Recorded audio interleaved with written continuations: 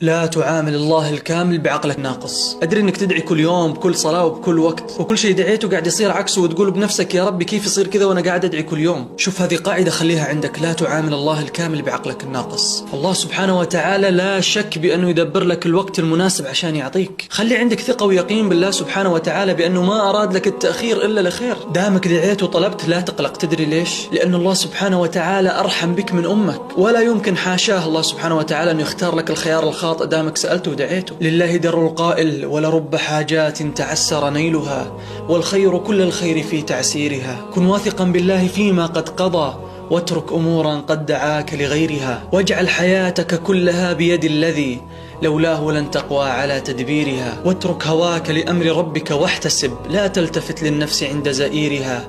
من يتق الرحمن يلقى سعادة، يعيا لسان الخلق عن تفسيرها.